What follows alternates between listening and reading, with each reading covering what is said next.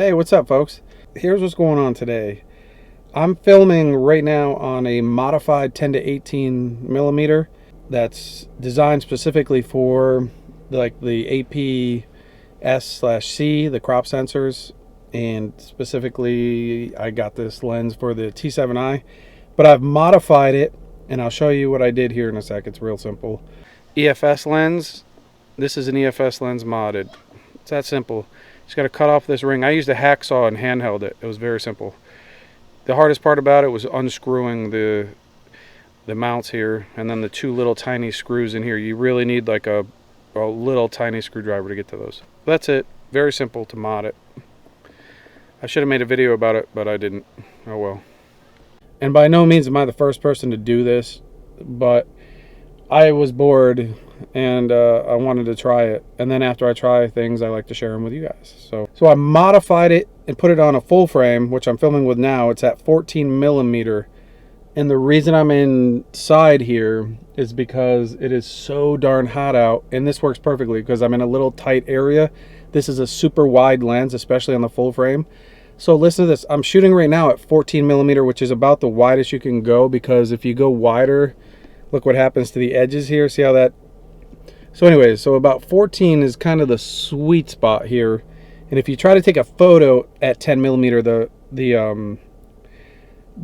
mechanism there, the mirror thing, will hit the mirror will actually hit the lens, because the lens protrudes a little bit, and it'll read error on the camera. So you can go 14, and the equivalent, basically, if you reverse it, you're talking let's see, 14 divided by 1.6, so it would be the equivalent of an 8.75, I believe, or somewhere in there, 9 millimeter, between 8 and 9 millimeter on a crop sensor.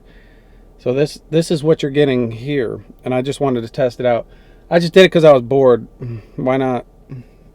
So here's, as you can see here, I'm in my Jeep, very small area, and it probably looks like I'm in something fairly large here. And you can see it starts to get a little distorted around the edges, which is to be expected. I'd imagine, you know, something this wide, you're talking, you know, 8 to 9 millimeter. But I was curious, so this is it. This is what the video looks like.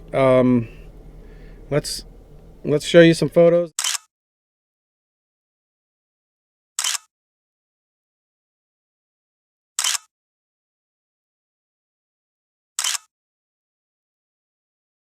I'm gonna spin this around and kind of show you.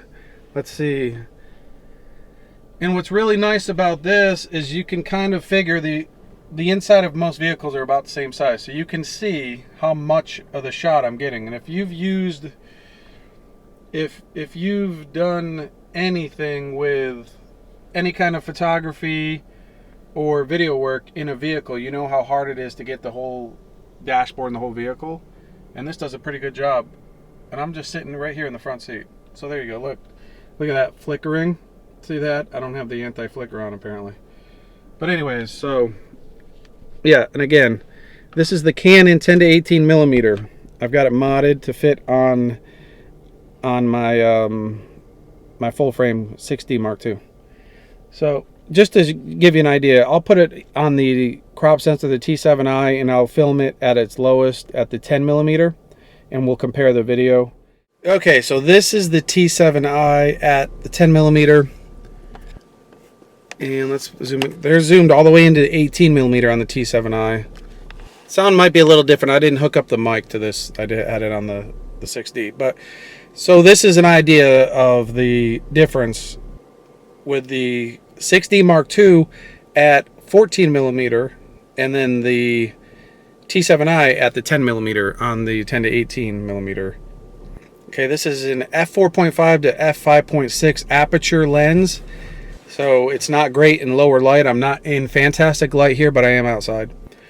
But yeah, so here, give you an idea. You can see this isn't nearly as wide as the other one, and I don't know about the distortion. We'll have to see when I put it up on the bigger screen. So here, let's check it out.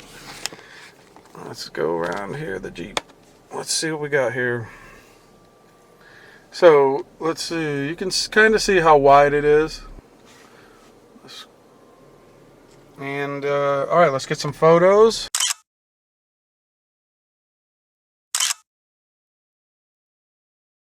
Now to do that, when you do this, it does destroy your warranty on the lens, but it still works fine on the crop sensor. It doesn't destroy the lens by any means. Okay, so let's wrap this up. Right now I'm vlogging with it. I've got it held up, and here's my final takeaway on this, if you should do this to the lens or not. In my opinion, if you got a full frame, I would say absolutely do it, because odds are the lens is just collecting dust anyways, like it was for me. Now I can at least use it on both my cameras, and it's fairly useful. It's pretty wide, and I don't know, why not? So I think that's my takeaway on most stuff these days is why the hell not? Let's make it useful. And that's it, guys. Thanks for watching. Subscribe, keep an eye out. I'm going to be posting more. And if, like always, if you have anything you want to know about, feel free to ask questions. I'm always trying to find stuff to experiment with. That's what I like to do. All right, thanks. We'll see you later.